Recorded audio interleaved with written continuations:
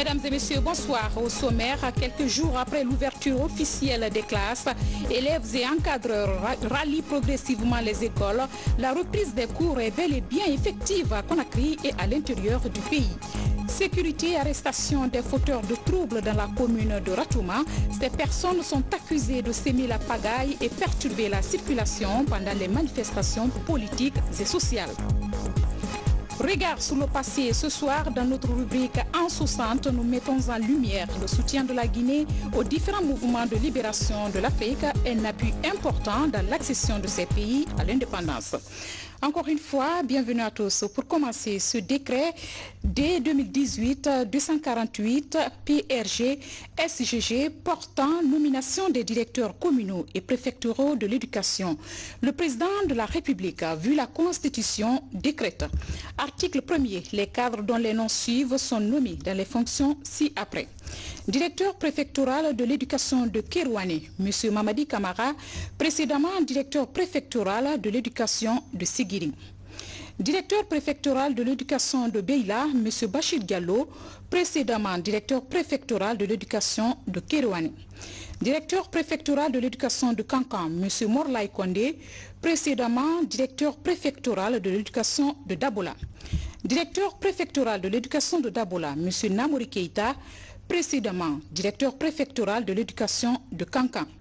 Directeur préfectoral de l'éducation de Guékédou, M. Maxime Collier, précédemment DPE par intérim à la direction préfectorale de Dalaba. Directeur préfectoral de l'éducation de Dalaba, M. Mangué Silla, précédemment directeur préfectoral de l'éducation de Guékédou. Article 2. Le présent décret qui prend effet à compter de sa date de signature sera enregistré et publié au journal officiel de la République. Conakry, 15 octobre 2018, professeur Alpha Condé. Actualité oblige, nous ouvrons ce journal sous le dossier éducation. 2 semaines après la rentrée officielle des classes, encadreurs et élèves reprennent progressivement le chemin de l'école. Dans certains établissements de la commune de Ratouma, par exemple, les enseignants s'activent à bousculer les programmes pour respecter le calendrier scolaire. C'est un constat de Mohamed Saliouba et Seko Sissoko. Au lycée Kipé, voilà le centre d'accueil des enseignants et du personnel de l'encadrement. Chaque matin, ils doivent émarger dans ce registre avant d'entamer les cours. Ce matin, 16 enseignants sur 23 ont répondu à l'appel à l'image de ce professeur de mathématiques en terminale. Non loin de là, dans cette salle de 12e année, les élèves suivent le premier cours de la journée. Ici, les apprenants sont animés par l'envie d'accélérer l'exécution des programmes. Ici, les cours se passent très bien. À chaque fois nous venons et les professeurs sont là. Il n'y a pas eu d'absent pour le moment. Les professeurs sont là, les directeurs, les amis. Les professeurs dispensent les cours à la normale. Tout se passe très bien.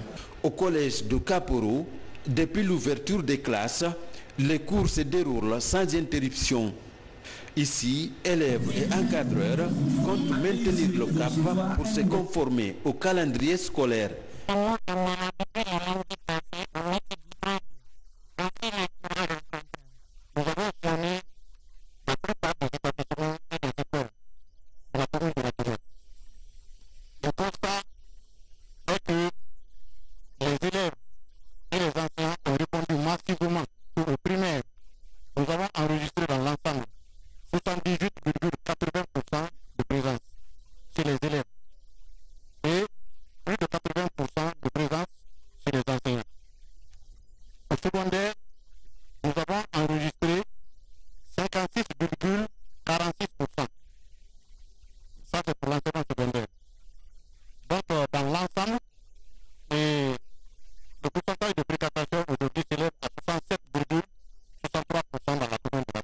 Deux semaines après l'ouverture des classes, l'année scolaire entre dans sa phase active.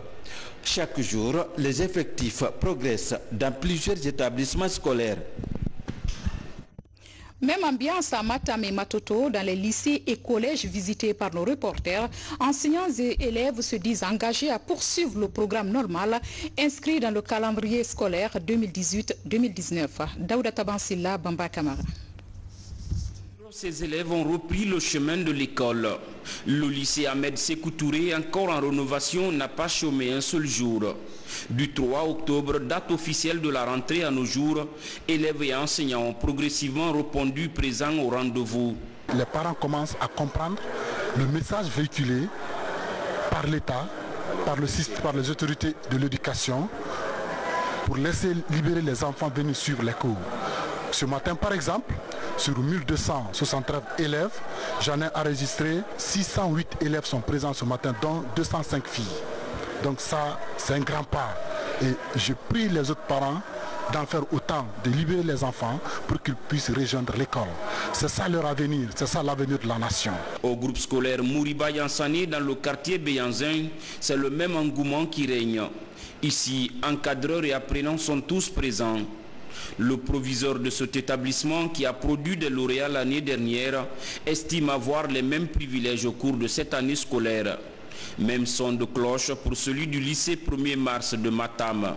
Nous lançons un appel solennel aux parents d'élèves, aux syndicats, au gouvernement de trouver un terrain d'entente afin de traverser cette année, une année scolaire très apaisée. Le programme que nous avons, c'est le même programme que pour les autres établissements. On n'a pas un programme spécifique à part CEMIC. Et notre ambition, c'est la qualification du système éducatif à travers la formation des lauréats et des élèves moyens. Cela ne peut être possible qu'à travers un climat apaisé. À la date d'aujourd'hui, ce lundi 15 octobre 2018, la fréquentation d'aujourd'hui m'enchante à plus d'un titre. Parce que sur les 832 qui devraient être là, on a 614 présents et dont 224 filles. Ça, c'est déjà un record. L'appel que moi je lance à tout un chacun, c'est de retenir que l'école et la famille constituent un tout indivisible. Et l'avenir d'un pays, c'est sa jeunesse. Nous qui sommes là, nous sommes déjà à l'orée, à la fin de notre travail, temps de travail administratif. Et ceux-là qui doivent prendre la relève, c'est bien les jeunes.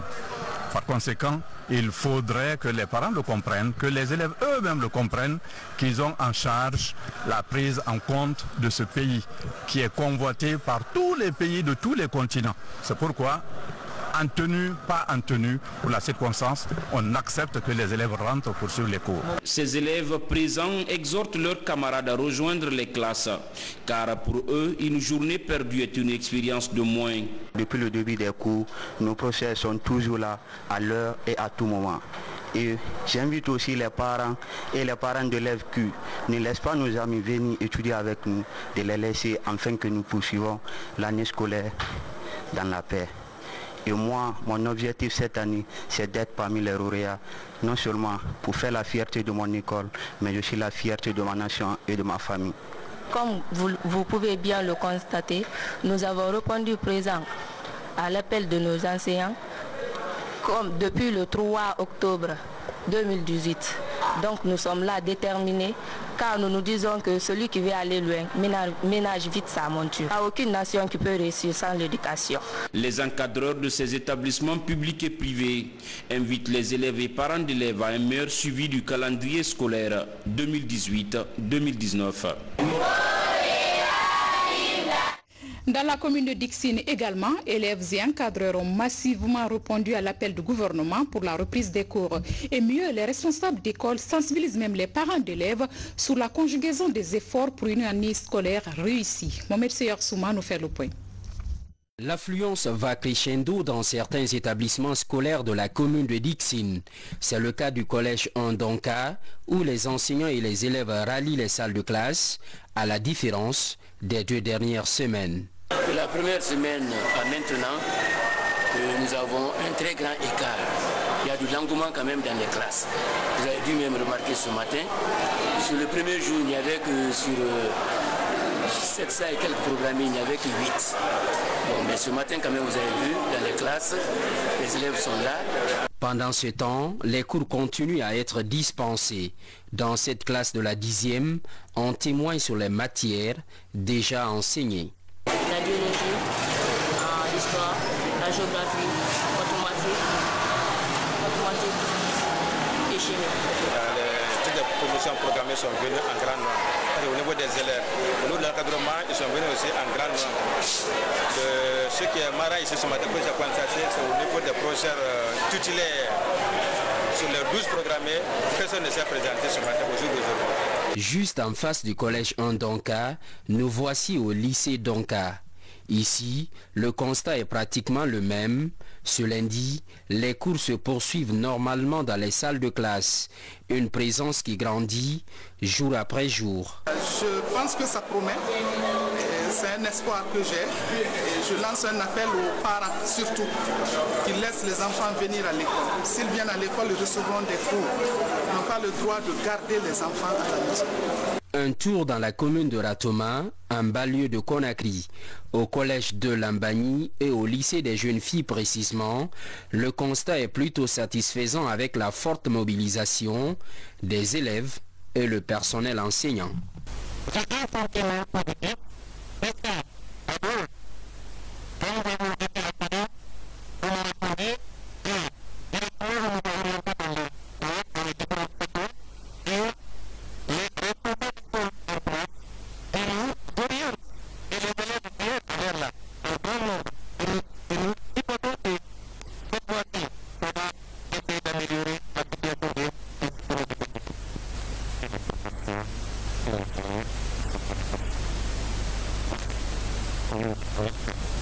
C'est la troisième semaine depuis l'ouverture des écoles dans tout le pays.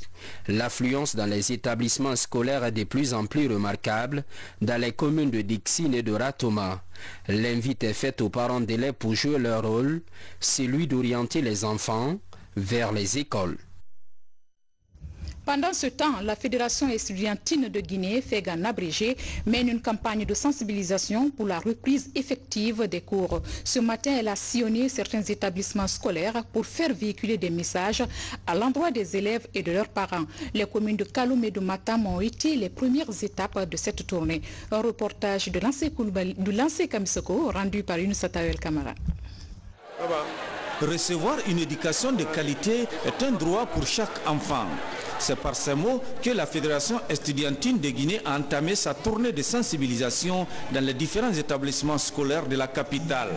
Un message bien perçu par les différents acteurs. Conscients de la nécessité d'une bonne formation, ils exhortent les uns et les autres au respect du droit d'autrui. Tout enfant d'abord a droit à l'éducation et à l'instruction.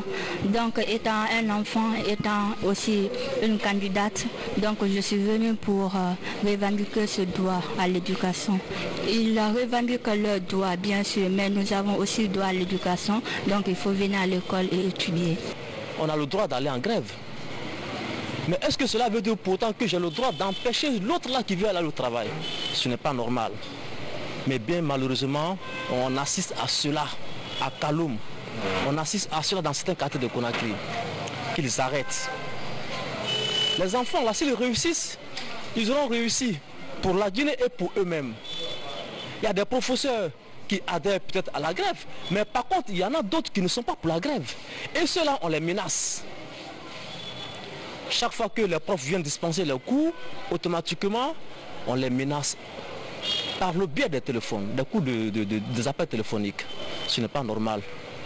Certains groupuscules de professeurs passent dans les classes et passent dans les concessions, dire aux élèves et aux parents d'élèves de ne pas accepter que les enfants viennent à l'école. Ce n'est pas normal. Quand on dit qu'on va menacer ceux-là qui vont dispenser leurs cours, alors là, c'est que on a une autre intention. L'éducation de qualité est le moins sûr pour se construire un avenir meilleur. Ainsi, la Fédération estudiantine rappelle à chacun le rôle qui lui est dévolu. L'éducation guinéenne est prise en otage, quelque chose qui n'est pas acceptable. Et nous, en tant que promoteurs d'une éducation de qualité, d'une éducation d'excellence, nous ne devons pas encourager cela. Au contraire, nous devons nous battre pour réclamer nos droits. Mais si nous restons à la maison, réclamer nos droits, je pense que c'est vouloir quelque chose et son contraire. Qu'ils ne n'oublient pas que dans tout ce que nous faisons, disons le patriotisme, la citoyenneté, les deux choses doivent prendre le dessus. Nous avons besoin d'une bonne instruction. Parce que l'ivraie, c'est une maladie. Donc l'ivraie est malade. Et le seul lieu où on peut trouver les médicaments, c'est à l'école. Les enfants doivent venir à l'école massivement.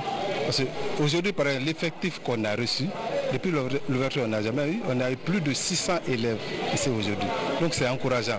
Je sais que les élèves qui sont venus le matin, ils seront des messagers auprès des autres.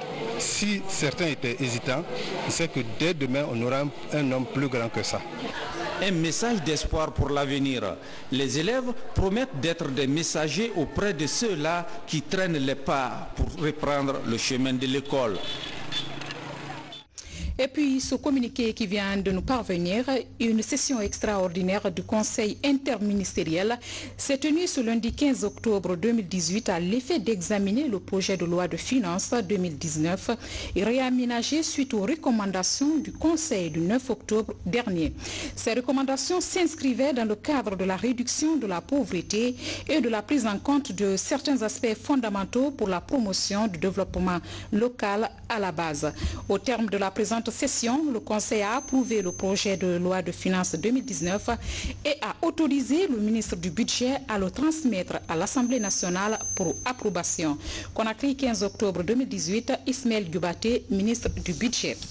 Je vous le disais au sommaire, arrestation des présumés fauteurs de troubles dans la commune de Ratouma.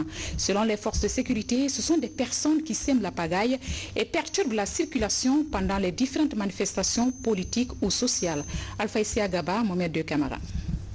Ces individus sont accusés par la police d'avoir sémé des troubles à la circulation de ce lundi, notamment sur l'autoroute Fidel Castro et celle de l'Axe Le Prince.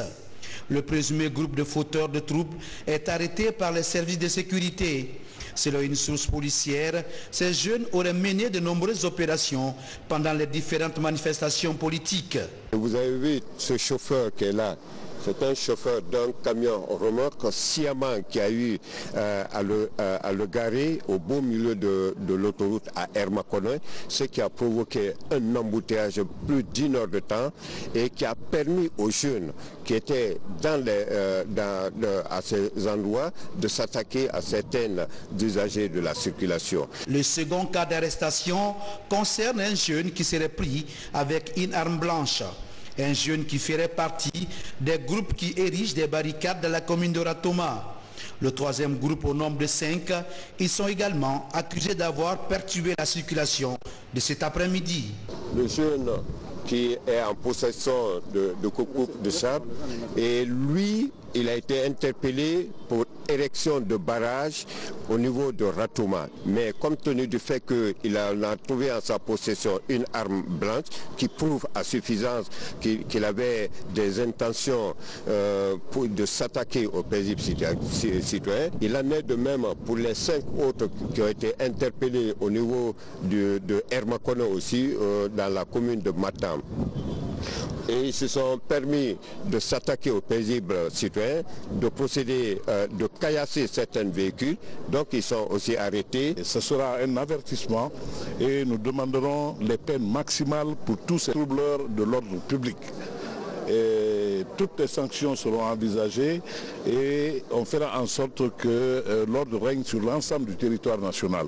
De toute façon, toutes nos félicitations aux forces de sécurité et de défense pour avoir fait de ce jour un jour de stabilité et de respect des consignes qui ont été données. Si ceux qui veulent essayer encore cette aventure le veulent, demain matin, ils n'ont qu'à se lever, ils trouveront les forces de l'ordre au carrefour et on les traitera avec la même détermination. Ça, c'est des consignes fermes qu'on appliquera vaille que vaille et coûte que coûte.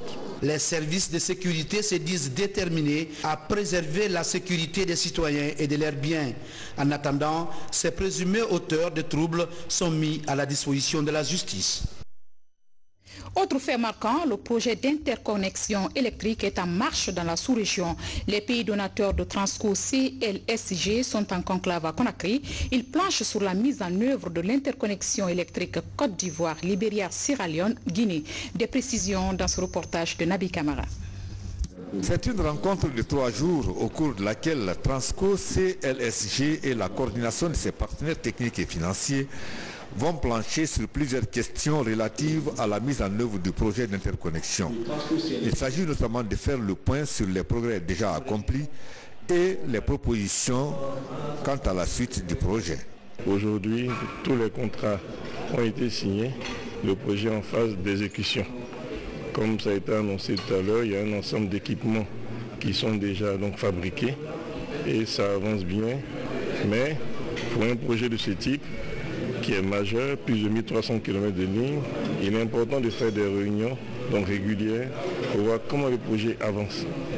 Et voir s'il y a des problèmes, donc se concerter avec les bailleurs de fonds, comment les résoudre, prendre les mesures pour ne pas que le projet prenne du retard. Il est tout à fait important que ceux qui nous accompagnent pour le financement, la mise en œuvre de ce projet-là, qu'on puisse se concerter régulièrement de telle sorte que s'il y a des choses à régler, qu'on les fasse afin que le projet puisse se conclure à bonne date. Les partenaires de Transco CLSG se disent encouragés par les progrès déjà accomplis dans la mise en œuvre du projet. Ils estiment que cette détermination de la direction doit s'amplifier pour relever le défi de l'électricité dans la sous-région ouest-africaine. Nous avons encore du chemin à faire, mais avec le travail de Transco CLSG, qui est la société qui appartient aux 4 sociétés d'électricité et qui fait le projet, et l'appui des 4 pays, dont notamment la Guinée, Château de l'eau de l'Afrique de l'Ouest, nous sommes très confiants et très honorés d'accompagner les pays dans ce projet. Le système d'échange d'énergie entre les pays va très exactement commencer par ce projet et qui va ouvrir la voie à tous les autres pays pour échanger l'énergie, l'acheter quand c'est nécessaire, vendre aux autres États quand c'est nécessaire. Les 4 donateurs de Transco CLSG sont la Banque mondiale, la Banque africaine de développement, la Banque européenne d'investissement et la Banque allemande de développement. Direction Indonésie, en marge des assemblées annuelles du FMI et de la Banque mondiale, la ministre du Plan et du Développement économique a animé un panel sur la productivité en Afrique subsaharienne, le rôle du capital humain. Face aux participants, Hadiakani Diallo a passé en revue les questions liées à la gestion et la place du capital humain dans le développement socio-économique des pays africains.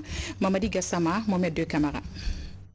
Booster la productivité en Afrique subsaharienne, le rôle du capital humain, c'est le thème de ces panels. Au nombre des panélistes, la ministre du Plan et du Développement économique de la Guinée. Devant les délégués des différents pays, Hadiakani tente de développer les grands enjeux liés à la gestion et la place du potentiel humain dans le développement socio-économique des pays africains. L'un des défis qui ont été identifiés ici, c'est comment faire en sorte que ce capital humain joue un rôle important dans l'accroissement de la productivité. D'où la nécessité pour les pays d'investir sur le capital humain, non seulement en termes de nutrition, mais en termes de santé, en termes de formation de qualité et éducation de base y compris, pour pouvoir permettre au capital humain de jouer le rôle qui lui est dû dans le processus de développement économique et social. Pour la réussite de cette nouvelle approche, les pays africains doivent obéir à un certain nombre de principes. Il s'agit entre autres de la promotion de la bonne gouvernance en utilisant de façon rationnelle le potentiel humain. Il est aussi une occasion, une opportunité pour nous, en tout cas en tant que gouvernants, c'est de dire comment nous, les gouvernants, nous comptons faire en sorte pour que cet indice du capital humain soit l'élément central d'appréciation non seulement de politique économique, mais aussi d'évaluation des résultats atteints. En marge de cette conférence, la délégation guinéenne a eu un entretien avec le directeur général adjoint du FMI. Au menu de la rencontre, la gestion du relèvement du plafond d'endettement non concessionnel pour la Guinée. Ce fonds, une fois obtenu, permettra à la Guinée d'élargir l'assiette d'investissement dans le domaine des infrastructures. Et puis, comment faire de la convention collective une réalité pour les journalistes en Guinée? La question était au centre d'une audience accordée par le ministre de l'Information et de la Communication au syndicat de la presse privée. Compte rendu d'audience avec Bernard Tanguino. Le ministre de la Communication poursuit sa série de prises de contact avec les associations de presse.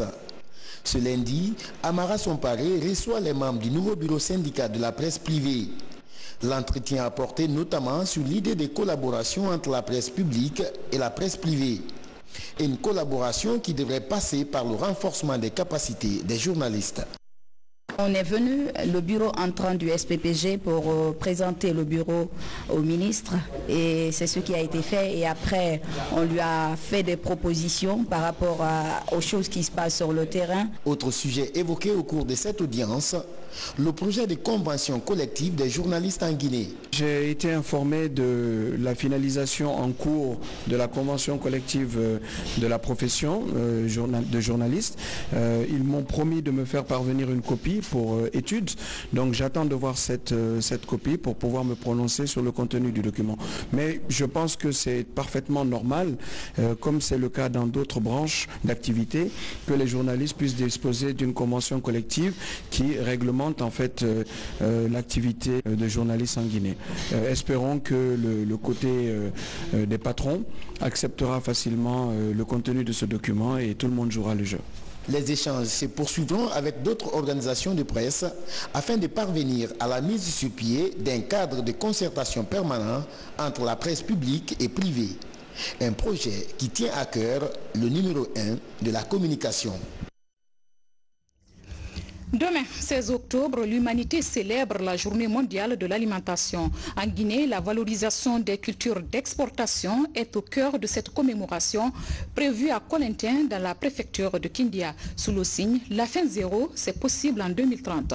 La déclaration de la ministre de l'Agriculture est commentée par Fodé Camara.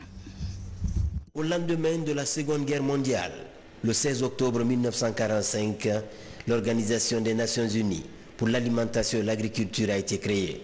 Cet acte fondateur, vieux de 73 ans, est célébré chaque année pour conscientiser l'opinion sur la nécessité de lutter contre la faim et la malnutrition dans le monde. Ce choix est une vision qui mérite d'être défendue car après une période de régression, la faim chronique et la malnutrition sont à nouveau en hausse dans le monde et menacent de réduire à néant des décennies d'acquis. Selon un rapport de la FAO, en 2016, plus de 815 millions d'individus souffraient de sous-alimentation chronique, soit 38 millions de plus qu'en 2015.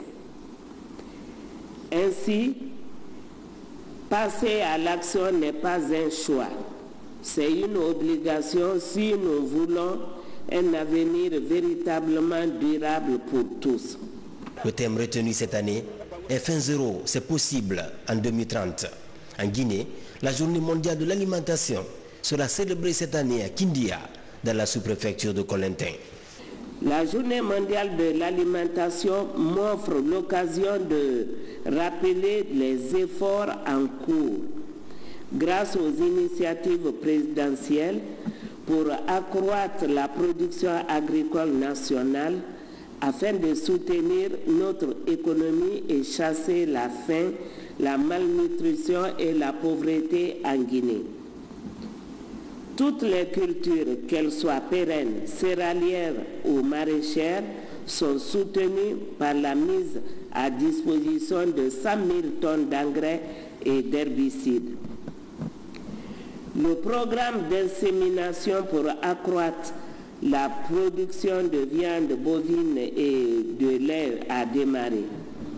Le programme de pisciculture va être étendu à toute la Guinée. Et le programme de mécanisation progressive des opérations culturelles réduit la pénibilité et permet aux producteurs de mettre en valeur de plus grandes superficies. Pour terminer, nous adressons au nom du président de la République et de son gouvernement notre profonde gratitude aux partenaires bi- et multilatéraux qui ne cessent d'apporter leur appui technique et financier pour le développement socio-économique de notre pays. Le pari fin zéro sera relevé par l'instauration d'une agriculture intelligente face au climat qui change de jour en jour. Une invitation à l'action pour un monde rural respectueux de l'environnement et propice aux investissements privés. Développement communautaire à Farmoria dans la préfecture de Forcaria, les fils résidents et ressortissants ont répondu au rendez-vous de la 3e édition du Grand Fidao. Une rencontre autour d'un seul objectif commun, implorer la grâce divine pour insuffler une nouvelle dynamique de développement de Farmoria. Diamo Kaba, Fatima Diallo, reportage. À 122 km de Conakry, la sous-préfecture de Farmoria. Cette zone de production de bananes est sous-préfecture depuis le premier régime. Elle a été érigée en commune rurale de développement d'expérimentation en 1986. À l'époque, Aboubakar Birosouma était membre du bureau de cette nouvelle CRD. Aujourd'hui, instituteur à la retraite, Souma se souvient de cette page de l'histoire. Par rapport à la CRD de Farmoria, après le discours-programme du feu président Lansana Conté, alors il y a eu un document cadre de la Direction nationale de la décentralisation qui a été ventilé dans bon nombre de sous-préfectures de la Guinée. C'est ainsi que Farmoria a eu la chance en 1984. Malgré ce statut, Farmoria demeure encore dans l'antichambre du développement. Les populations se remémorent encore de l'une des pages sombres de leur localité. Une nouvelle attitude est adoptée pour promouvoir une dynamique de développement. Ce retour au bercail est annonciateur de belles initiatives. Les actions de développement d'intérêt social sont planifiées. Notre souhait est qu'il y ait des projets agro-piscicoles, comme on l'a dit au niveau de notre discours, et que ces projets voient le jour afin qu'on puisse occuper nos jeunes actuellement qui sont sans repère, qu'il faut aider. Et nous comptons sur l'apport de tous les ressortissants et en plus de notre gouvernement pour le lotissement, parce que la compréhension du village certainement ne fera pas défaut, mais le soutien du gouvernement et de la préfecture, comme M. le préfet vient de le dire, je crois ne fera pas défaut. Et le développement commence là. Nous avons déjà l'eau et l'électricité, comme on l'a dit, ça c'est déjà la base du développement. Aujourd'hui, Farmoria se distingue des autres sous-préfectures de Forcaria par la fourniture d'électricité et l'adduction d'eau potable. Dans une ambiance de convivialité, les populations croient en un réel changement. Cette initiative fédératrice offre un moment pendant lequel tous les fils et filles se retrouvent pour partager leur vision commune d'émergence de Farmoria. La rencontre se veut aussi un tremplin pour le développement des 17 districts de la sous-préfecture. Ce qui nous amène à jeter un regard sur le passé avec notre rubrique En 60. Ce soir, zoom sur le soutien de la jeune République de Guinée aux différents mouvements de libération de l'Afrique.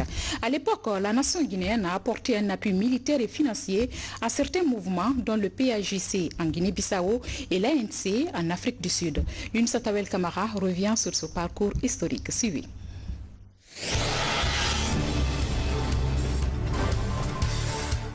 L'accession de la République de Guinée à la souveraineté nationale le 2 octobre 1958 a ouvert le chemin de l'indépendance à beaucoup de pays africains. Dans les années 60, plusieurs pays du continent se sont inspirés de l'exemple guinéen. Partout, le mouvement de libération du zoo colonial est déclenché.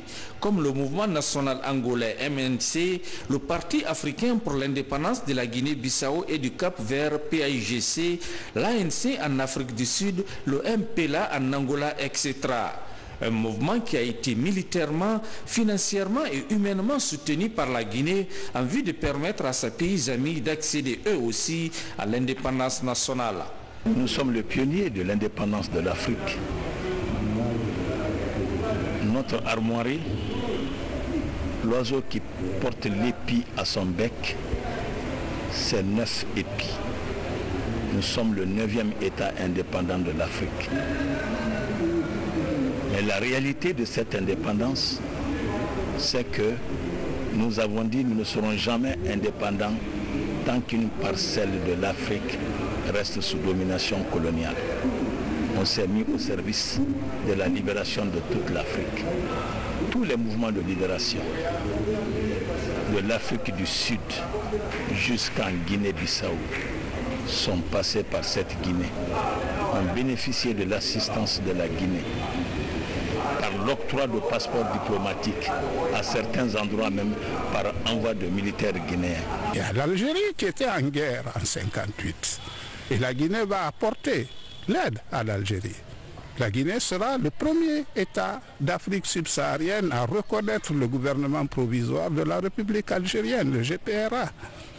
C'est sur demande de la Guinée que le drapeau du GPRA flottera au cours d'une conférence internationale à Monrovia dès 1959, dès janvier 1959. Et ensuite, le Front Sud, pour aider le FLN à travers le Sahara, partira de Conakry à travers le Mali.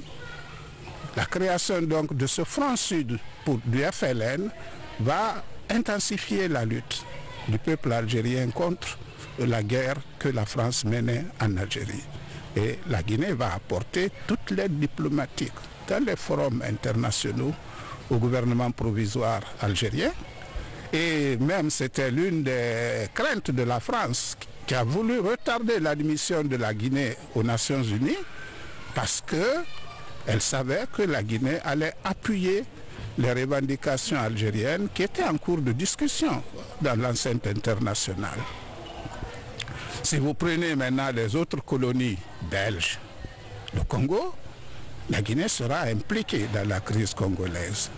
Des troupes guinéennes seront mises à la disposition de Lumumba pour résister à la recolonisation par la Belgique.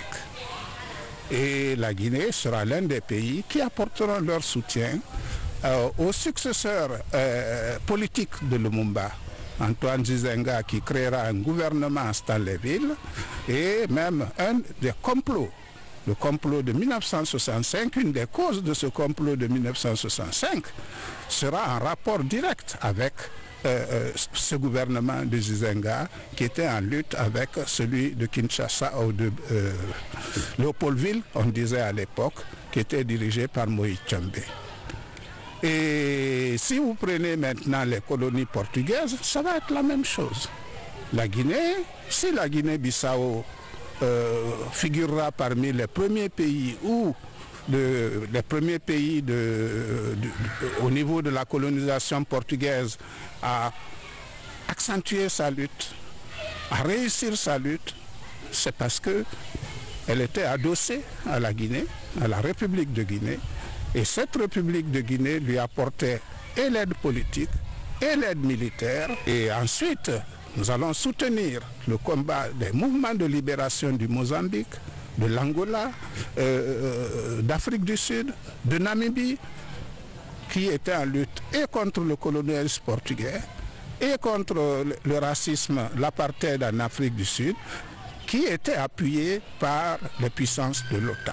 Et en plus de cet apport, nous avons partagé, nous avons accepté de partager le peu que nous avions. On dit qu'on était pauvres, mais malgré cette pauvreté, nous avons partagé. La Mauritanie, le premier pays, les sages-femmes en Mauritanie, les premières sages-femmes en Mauritanie étaient guinéennes. Le premier entraîneur de l'équipe de football de Mauritanie était guinéen. Vous allez à Mozambique, les enseignants qui sont venus à l'aide au Mozambique après son indépendance, c'était des Guinéens. Allez aux Seychelles, la même chose. Même le Gabon a reçu des enseignants et des médecins guinéens. Dans ce vaste mouvement de libération de l'Afrique, les femmes ont joué leur partition. Cette ancienne combattante du PAIGC de la Guinée-Bissau, par exemple, se souvient encore de cet endroit historique ici à Katogouma, dans la préfecture de Boké. Le combattant qui était vers le sud, il y avait ses frères, il y avait Oumar Diallo, il y avait Arafa Mané, il y avait Malam Bakay. Bon, Malam Bakay était notre plus jeune.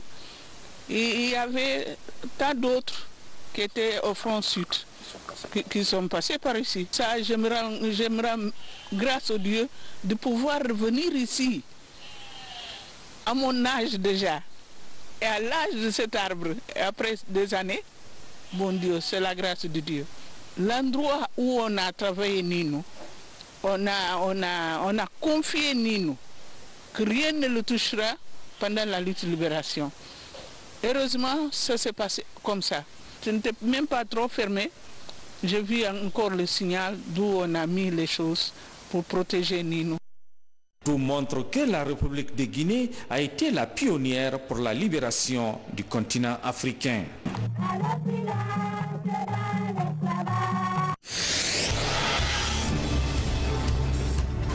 Voilà, mesdames et messieurs, le passé revisité. C'est la fin de ce journal. Un grand merci à vous pour votre obligeante attention. Demain, Guinée Info revient avec Hassan Hilal Silla à 13h, 17h et 19h. Quant à moi, je vous donne rendez-vous à 20h30. Passez une bonne soirée. À demain.